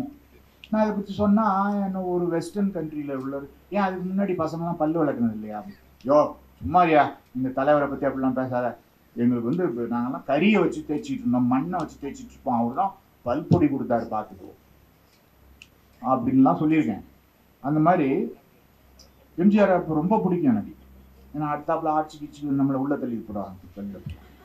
அப்படி இமேஜ்ங்கிறது வந்து ஒருத்தரை பத்தி இமேஜ். இதுக்கு தான் இந்த இமேஜ் எப்படி உருவாகுதுன்னா நல்லா கவனிங்க. சினிமாவில் திரையில உள்ள அந்த படுதாவில் இருக்கிற ஹைப்பர் ரியாலிட்டிங்கிறாரு ஜான் பொத்ரியார்ங்கிற பிரெஞ்சு பிலாசபர். ஹைப்பர் ரியாலிட்டி அது வரணும். ஹைப்பர் ரியாலிட்டி இவர் தான் ஜான் பொத்ரியார். இவர் சொன்னதுதான் ஹைப்பர் ரியாலிட்டி. இந்த ஹைப்பர் ரியாலிட்டினா என்னன்னா, சில பேர் ஹைப்பர் ஆக்டிவா இருப்பாங்க பாத்தீங்களா? இப்ப மனுஷபுத்திரன் எடுத்துக்கிட்டீங்கன்னா ஒரு 7 மணிக்கு டிவியில கத்திக்கிட்டு இருப்பாரு, 7:15க்கு ஒரு பிரேக் விடுவாங்கல்ல, அப்போ ஒரு அற்புதமான கவிதை எழுதி ஃபேஸ்புக்ல போட்டுருவாரு. அப்புறம் வந்து பாத்தீங்கன்னா நைட்டு 3:13க்கு ஒரு கவிதை எழுதி எனக்கு வாட்ஸ்அப்ல அனுப்பியிருப்பாரு. நான் காலையில எழுதி பார்த்தா ஒரு கவிதை. இதுதான் ஹைப்பர் ஆக்டிவ். இது சமூகத்துக்கும் நல்லது, அந்த இண்டிவிஜுவலுக்கும் நல்லது. Hyper active. சில பேர் ஹைப்பர் சென்சிட்டிவா இருப்பாங்க. ஹைப்பர் சென்சிட்டிவா இருந்தா அது அவங்களுக்கு கொஞ்சம் ஹெல்த்துக்கு கெடுதல்னு வச்சுங்களேன். Hyper sensitive. மற்றபடி சமூகத்துக்கு ஒன்றும் பிரச்சனை இல்லை. ஹைப்பர் ரியாலிட்டி அப்படின்னா அது ஒரு சமூக விரோதமான, சமூக சீரழிவை நோக்கி சமூகத்தை தள்ளக்கூடிய ஒரு பயங்கரமான வியாதி. ஹைப்பர் ரியாலிட்டி அதீதமான, அதாவது யதார்த்தம். ரியாலிட்டினா யதார்த்தம். அங்க என்ன நடக்கும்? Hyper reality. ஒரு ஹீரோ வருவாரு, ஊழலெல்லாம் ஒழிச்சுடுவாரு. விஜயகாந்த் மாதிரி, ரஜினி மாதிரி. முதல்ல ரஜினி ஒழிச்சிட்டு இருந்தாரு, அப்புறம் விஜயகாந்த் ஒழிச்சாரு, இப்போ வந்து விஜய் ஒழிச்சிட்டு இருக்காரு. ஊழல் எல்லாம் ஒழிச்சிட்டாரு. நம்ம என்ன நினைச்சிட்டோம்? அதை ரியாலிட்டின்னு நினைக்கிறோம். It leads you to the polling booth. CM நாற்காலியில கூட உட்கார்றதுக்கு வாய்ப்பு இருக்கு இந்த ஹைப்பர் ரியாலிட்டியால. எவ்வளவு டேஞ்சர் பாருங்க. அவரால் ஒருத்தரை கூட அடிக்க முடியாதுங்க. 100 பேர் அடிப்பாரு, 200 பேர் அடிப்பாரு, ஊழலையே ஒழிச்சு கட்டிடுவாரு. நம்ம என்ன நினைச்சிடறோம்? ஓ, விஜய் வந்தா ஊழல் ஒழிஞ்சிரும், நாடு சுபிட்சமா இருக்கும். இதான் ஹைப்பர் ரியாலிட்டி. இப்படிதான் நீங்க ஒரு படத்தை பார்க்கணும். இப்படிதான் ஃபேண்டசியா போய் நம்ம தமிழ் சினிமா சமூகத்தை கெடுத்து கொண்டிருக்கிறது. People vote for image, not for the reality, not for the real individual. அதனால கிட்டத்தட்ட தமிழ் சினிமா வந்து சோஷியல் மித் மேக்கிங் மெஷின் அப்படின்னு சொல்லலாம். Myth making machine. மித்து தான் கிரியேட் பண்ணு. ஒரு இந்த மித்துக்கு சொல்லிடுறேன். இது ஆனால் பத்திரிகையிலே வந்தது தான். அதனால நான் என்ன வந்து சட்டப்படி நடவடிக்கை எடுக்க முடியாது.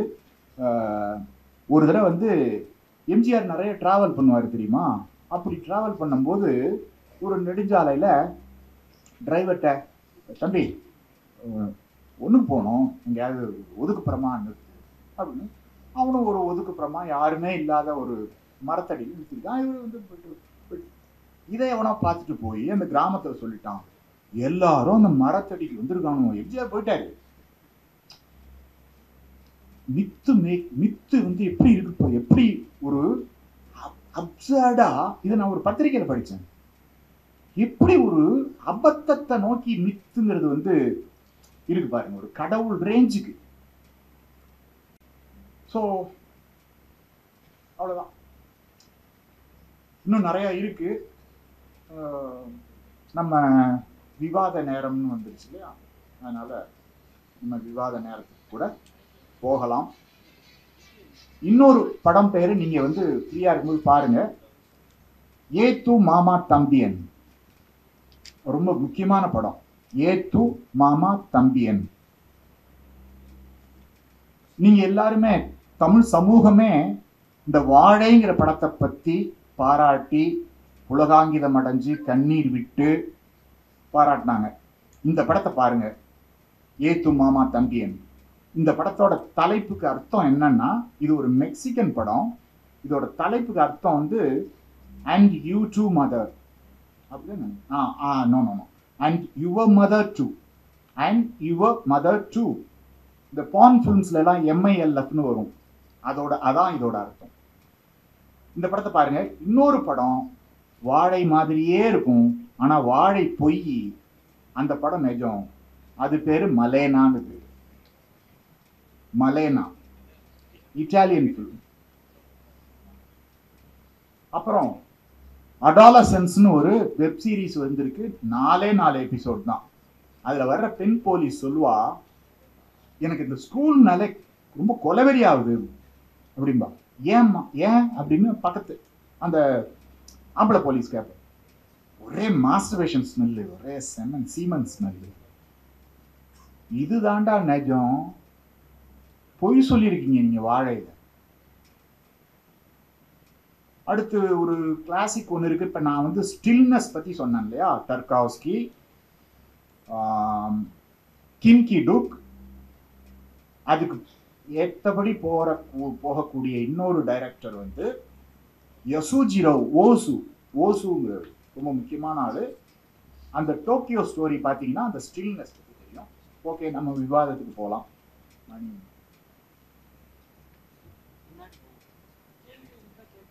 கேள்விகள் இருந்தா கேட்கலாம்.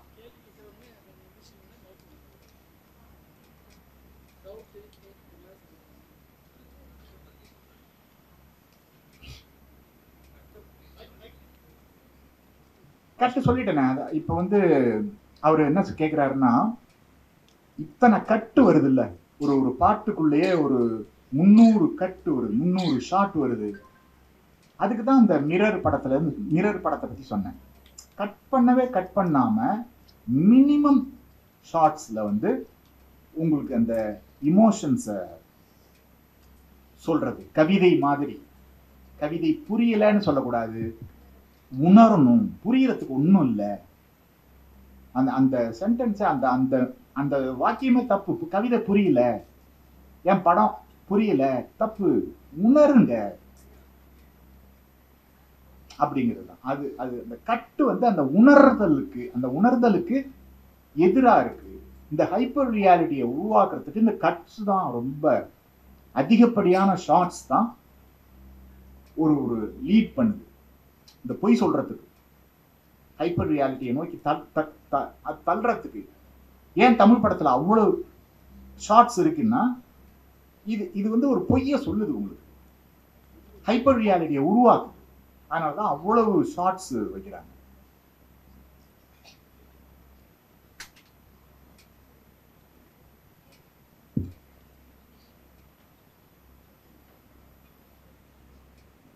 வணக்கம் சார். அதாவது நீங்கள் சொன்ன மாதிரி இப்போ திரைப்படத்தில் வரக்கூடிய கதாநாயகர்களை நம்ம சமுதாயத்தில் உண்மையாகவே கதாநாயகர்களாக பார்க்கக்கூடிய நிலைமை இருக்குது. அப்படி இருக்கிறதுனால தான் தமிழகத்துக்கு 2 முதலமைச்சர்கள், ஆந்திராவுக்கு ஒரு முதலமைச்சர், கர்நாடகா ஒரு MP, அந்த மாதிரி லெவலுக்கு போயிட்டு இருக்கு. அந்த மாதிரியான கதைக்களங்கள் சமுதாயத்திற்காக இல்லாமல் கதாநாயகர்களுக்காக உருவாக்கப்படுகிறதா தமிழ் இந்த சினி ஃபீல்டில். அப்புறம் என்னன்னா, இந்த மாதிரியான எண்ணங்கள் வர்றதுக்கு, சமுதாயத்தில் ஏற்படுறதுக்கு காரணம் எதுவா இருக்கு, அதை களையணும்னா என்ன பண்ணணும்? ஏன் அப்படின்னா, ஒரு திரைப்படத்தை பார்க்கும்போது நீங்க சொன்ன மாதிரி அவர் வந்தா ஊழல் ஒழிஞ்சிரும், எந்த கெட்டதும் நடக்காது, எல்லாமே வந்து ரூல்ஸ் பிரகாரம் சரியா நடக்கும் அப்படின்ற தாக்கத்தை மக்களினோட மனதில் வந்து எதன் மூலயமா வந்து ரொம்ப ஆழமா பதிக்கிறாங்க, இயக்குநர்களாகட்டும் இல்லைன்னா அந்த நடிகர்கள் ஆகட்டும். அது கொஞ்சம் ஓகே. எனக்கு பெங்களூர்ல அபிலாஷ் சந்திரன் ஒரு நண்பர் இருக்காரு, எழுத்தாளர். அவரு இங்கிலீஷ் ப்ரொஃபஸர்.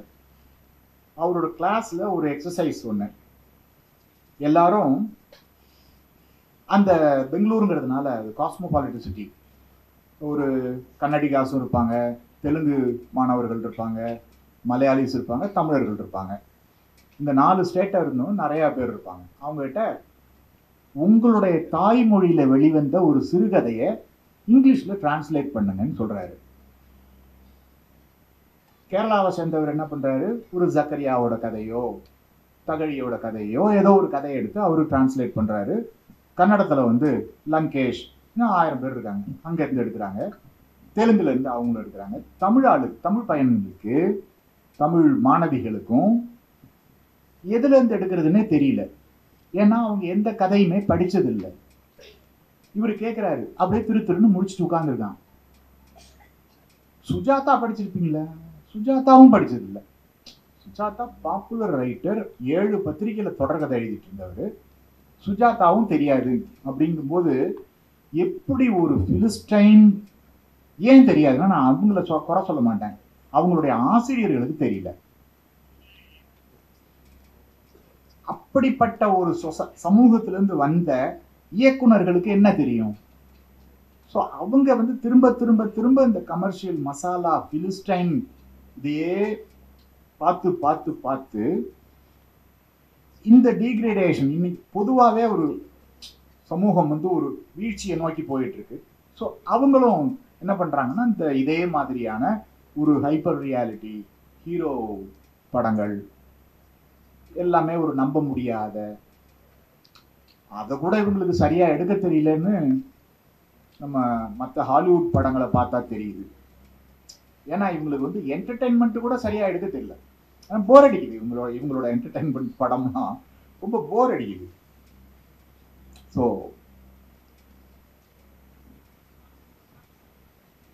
சார் வணக்கம் சார். சார் என்னுடைய கேள்வி என்னன்னா சார், இப்போ நமக்கு வந்து இப்போ இலக்கியம் ரொம்ப முக்கியம், நீங்கள் ஒரு திரைப்பட ரசனையை வளர்த்துக்கிறதுக்குன்னு சொன்னீங்க சார். இப்போ நம்ம தமிழ் இலக்கியத்துக்கும் ரொம்ப பெரிய தொடர்ச்சி இருக்குது. நம்மளும் சங்க இலக்கியம், பக்தி இலக்கியம் இதெல்லாம் தாண்டி வந்திருக்கோம். இந்த மாதிரி ஒரு இலக்கிய தொடர்புடைய ஒரு சமூகம், தமிழ் சமூகம் இந்த மாதிரி திரைப்பட ரசனையை வளர்த்துக் கொள்வது எப்படி அப்படின்னு ஒரு தலைப்பு வைக்குதுன்னா, அதுக்கு ஒரு தேவை இருந்து தான் வைக்கணும் சார்.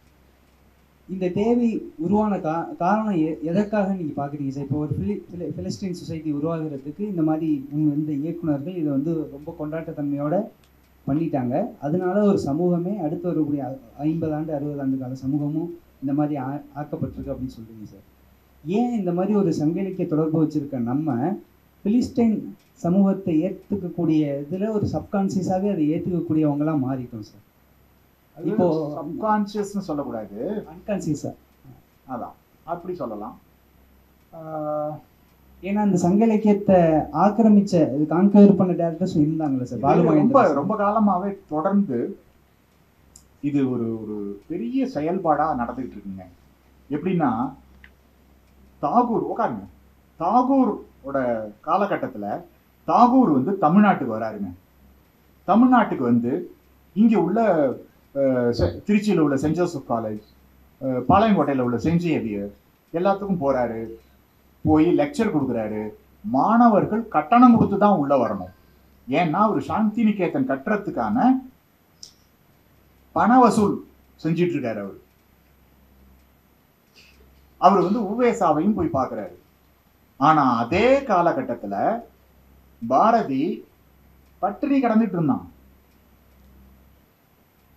அப்போ நம்ம கத்தீட்ரல் ரோடு அப்படிங்கிற ராதாகிருஷ்ணன் சாலையில காந்தி வந்து தங்கியிருக்காரு. அப்போ ராஜாஜி இன்னும் பல ஆட்கள்லாம் நின்றுட்டு இருக்காங்க. காந்தி வந்து கட்டில உட்காந்துருக்காரு. அப்ப விறுவிறுன்னு பாரதியார் உள்ள போறாரு. உள்ள போய் கட்டில உட்காந்து கால் மேல கால் போட்டுக்கிட்டு, இன்னைக்கு ட்ரிப்ளிகேன்ல ஒரு மீட்டிங் வச்சிருக்கேன், நீங்க வரீங்களான்னு கேட்கிறாரு. உடனே இவர் தன்னுடைய அசிஸ்டன்ட், இன்னைக்கு மீட்டிங் இருக்கா? இன்னைக்கு இருக்கு, நாளைக்கு ஃப்ரீங்கிறாரு. உடனே இவர் அதை சொல்லவும், நாளைக்கு வந்து மீட்டிங் வந்து இன்னைக்கு தான், அதனால உங்களுடைய சுதந்திர போராட்டத்தை நான் ஆசீர்வதிக்கிறேன் அப்படின்னு சொல்லிட்டு போறாரு. அப்போ இவர் கேட்கிறாரு ராஜாஜியை, இவர் யாருன்னு. அப்ப அவர் வந்து ரொம்ப இழிவான எகத்தாளமான ஒரு டோன்ல எங்களோட போயிட்டு, அப்ப காந்திக்கு தெரியுது, இவரை கவனிங்க, இவர் உங்களுடைய சொத்து அப்படிங்கிறாரு. ஏன்னா இவரு தாகூரை குருதேவ்னு அழைச்சவர். இவரு தான் குருதேவ். தாகூரும் காந்தியும் சந்திச்சாங்கன்னா தாகூர் வந்து கால் மேல கால் போட்டு உட்காந்துருப்பாரு, இவரு அடக்கமா உட்காந்துருப்பாரு காந்தி. ஸோ எழுத்தாளர்களை அவமரியாதை செய்யறதுங்கிறது அப்பவே வந்துருச்சு. இதை பத்தி பாரதி காலத்திலிருந்து அப்புறம் கானாசு வந்து தன்னை எப்படிலாம் ராஜாஜி அவமானப்படுத்தினாரு. அப்புறம் புதுமை பித்தனுக்கு ராஜாஜி கதை எழுதுறது எப்படின்னு சொல்லி கொடுத்துருக்காரு. ராஜாஜிக்கு தான் சாகித்ய அகாடமி கிடைச்சிருக்கு. இப்படி இங்க எழுத்த மதிக்காத சமூகமாவே இது தொடர்ந்து இருந்திருக்கு. இப்ப அப்பவாவது கொஞ்சம் புதுமை பித்தனை படிச்சாங்க, சுதந்திர சங்குங்கிற பாப்புலர் பத்திரிகையில எல்லாம். இப்ப ஒண்ணு இல்ல, உவேசாவோட என் சரித்திரம் ஆனந்த விடலையே தொடரா வந்திருக்கு. ஸோ இன்னைக்கு இன்னமும் சீரழிஞ்சு போய் நாங்கெல்லாம் ரொம்ப தனிச்சு போயிட்டோம். ஒரு 200 பேருக்காக மட்டுமே எழுதக்கூடியது. அப்படி ஒரு ரொம்ப ஒன்றும் இல்லைங்க, ஒரு மெட்ராஸ் யூனிவர்சிட்டியில தமிழ் டிபார்ட்மெண்ட்டுக்கு போறாங்க. அங்க பிரெஞ்சு டிபார்ட்மெண்ட்ல இருந்து எனக்கு அழைப்பு. ஆனா நான் தமிழ் டிபார்ட்மெண்ட்டுக்கு சும்மா போறேன். போனா என்னை யாருன்னு தெரியல. அங்க வந்து உயிர்மை காலச்சோடு எந்த விதமான இலக்கிய பத்திரிகையும் இல்லை. அவங்களோட கடைசியா தெரிஞ்ச ஆளே வந்து புதுமை பித்தன் அந்த ரேஞ்சில் தான் அவங்க உட்காந்துருக்காங்க. யாரையுமே தெரியல. அவங்க பிரெஞ்சு டிபார்ட்மெண்ட்ல என்ன தெரியும்? அவங்க அங்கதான் நான் லெக்சர் கொடுக்க போயிருந்தேன். பிரெஞ்சு லிட்டரேச்சரை பத்தி பேசிட்டு இருந்தாங்க. எவ்வளவு கேவலம் பாருங்க. அந்த மெட்ராஸ் யூனிவர்சிட்டியோட வைஸ் சான்சலர் வந்து என்னை பார்த்துட்டு கை கொடுத்து, உங்களை நான் டிவியில எல்லாம் பார்த்துருக்கேன்னு ஆட்டோக்காரர் மாதிரி சொல்றாருங்க. தமிழ் டிபார்ட்மெண்ட்டோட ஹெச்ஓடியா இருந்து விசி ஆனவர் வைஸ் சான்சலர். அப்புறம் அவர் எப்படி வைஸ் சான்சலர் ஆனாருன்னு கேட்டேன். ஜெயலலிதாவோட புரட்சி செயல்பாடுகள்னு சொல்லி அவர் ஒரு தீசிஸ் எழுதியிருக்காரு, பிஹெச்டி. அவருதான் அந்த மாதிரி இருந்தா கல்வித்துறை. மெட்ராஸ் யூனிவர்சிட்டினா எப்பேற்பட்ட இடம் அது! எவ்வளவு நோபல் அவார்டு வாங்கினவங்களெல்லாம் கொடுத்த இடம். 2 பேரும் நோபல் அவார்டு வாங்கியிருக்காங்க. பிசிக்ஸ் சந்திரசேகரும். ஓகே. ஸோ இப்படி வந்து ஒரு சீரியல் போது உங்களோட கேள்வி வந்து எனக்கு இது எல்லாத்தையும், இது இன்னைக்கு நடக்கல, இதுக்கெல்லாம் மனுஷபுத்திரன் பிரமாதமா பதில் சொல்லுவாரு என்னை விட. எனக்கு அவ்வளவு இது பத்தி தெரியல. இப்போ என்னன்னா சார், இப்போ இந்த திரைப்படங்கள் மாதிரியே சார், இப்போ நம்மள்கிட்ட நீங்கள் சொன்ன மாதிரி சுஜாதா சார் இருந்தாங்க, பாலகுமாரன் சார்னு இந்த மாதிரி 2 இருமுனை போட்டிகள் மாதிரி இருந்துச்சு. ஏதோ குடும்ப கதையோ சமையல் குறிப்போ ஏதோ ஒன்று படிச்சுட்டு இருந்தாங்க சார். இப்போ இதே மாதிரி வேர்ல்டு வார் வந்த சமயத்தில் ஜப்பான் ரெக்கவர் ஆகிறதுக்கு காமிக்ஸ் எவ்வளோ முக்கியமாக இருக்குது. உங்கள் ஸ்பீச்சை நான் கேட்டிருக்கேன் சார். வேர்ல்டு வார்லேருந்து இந்த பாதிப்புகள்லேருந்து மீள்றதுக்கு வந்து காமிக்ஸ் ரொம்ப உதவியாக இருந்துச்சு ஜப்பானீஸ்க்கு. அந்த தொடர்ச்சியை அவங்க விடலை. அதே மாதிரி இப்போது மான்வா கொரியன் காமிக்ஸ் படிக்கிறாங்க. கேள்வியை கேட்டுருங்க, கேள்வியை கேளுங்க. இந்த தொடர்ச்சி வந்து இப்போ வரையும் அவங்கள்ட்ட இருக்கு, நம்மள்ட்ட ஏன் சார் இல்லை?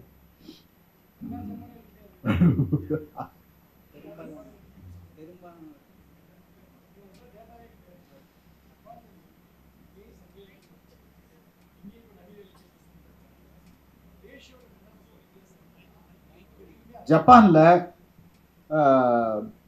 ஹருகி முராகாமி எழுதுனா 2 கோடி 3 கோடி காப்பி விற்கிதுங்க. ரியோ முராகாமின்னு இன்னொரு எழுத்தாளர் இருக்காரு, அவர் எழுதுனா 1 கோடி விற்கிது. புத்தகம், நாவல், ரொம்ப சீரியஸான நாவல். அவங்களோட ஜனத்தொகை வந்து 10 கோடி தான், நம்ம 9 கோடி இருக்கோம். ஆனா இங்க 200 300 இப்போ வந்து பிரிண்ட் ஆன் டிமாண்ட் 20 காப்பி தான். எவ்வளவு தேவையோ அவ்வளவு போடுறாங்க.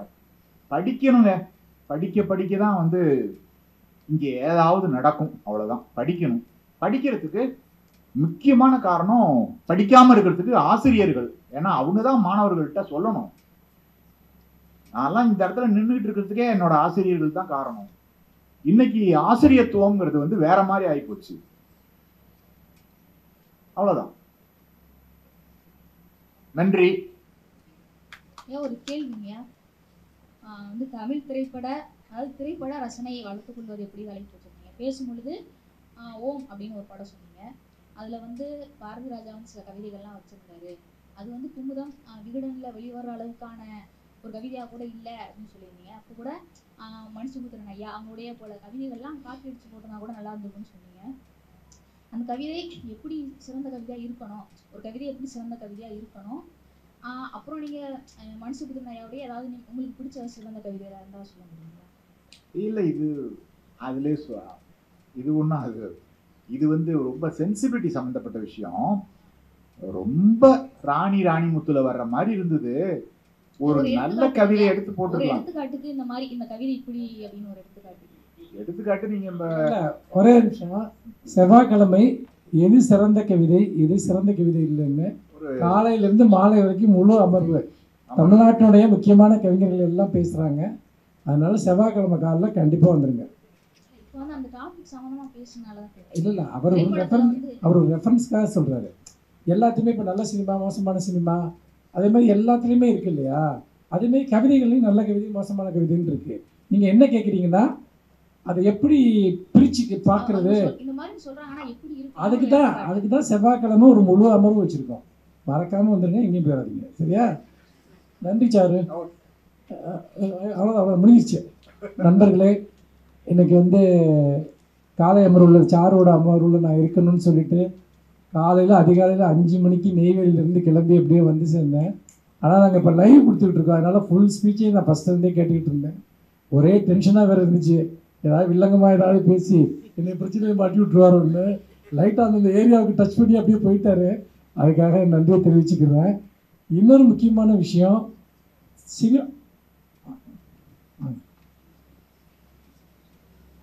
லிங்குசாமி சார் வந்திருக்காரு உங்களுடைய அடுத்த செஷனுக்காக. அப்படி பார்க்குறப்போ நம்ம இதில் ஒரு மிக முக்கியமாக பார்க்க வேண்டிய விஷயம் என்னென்னா, அவர் சினிமாவை பற்றின ஒரு மிகச்சிறந்த ஆசிரியர். போன வருஷமும் நாங்கள் ஃபிலிம் அப்ரிசியேஷன் வச்சப்போ அப்பவும் வந்து சாரு வந்து தான் பேசினார். ஒரு மிகப்பெரிய இன்ஃப்ளூயன்ஸ் அது வந்து ஏற்படுத்திச்சு. அது அன்றைக்கும் அந்த செஷன்லேயும் நம்ம இயக்குனர் லிங்குசாமி அவர்கள் வந்திருந்தாங்க. இன்றைக்கி நாங்கள் திரும்பவும் அதை ரிப்பீட் பண்ணுறதுக்கு காரணம் அந்த செஷன்ஸ் கொடுத்த உற்சாகம். அதனால் மதியானம் வந்து ஆர்பி அமுதன் நீங்கள் கேள்விப்பட்டிருப்பீங்க, ஒரு மிகச்சிறந்த short film documentary maker. Cinema ஒரு மூமெண்ட்டாக எடுத்துகிட்டு போகிறவர். லஞ்ச் பிரேக் அப்புறம் உங்களுக்கு ஒரு சின்ன ரெண்டு ஷார்ட் ஃபிலிம் போட்டு காமிச்சு எப்படி ஷார்ட் ஃபிலிம் எடுக்கணும் அப்படிங்கிறத பேசியிருக்காரு. சாயங்காலம் 4 மணிக்கு மிஷ்கின் வந்து உங்ககிட்ட வந்து ஒரு சினிமா துறைக்கு வர்றவங்க தன்னை எப்படி தயார்படுத்திக்கணும் அப்படிங்கிறத பற்றி பேசியிருக்காரு. ஒரு மிக முக்கியமான செஷன்ஸ் இன்றைக்கி ஸ்டாரோட இந்த ஸ்பீச்சோடு ஆரம்பித்தோம்.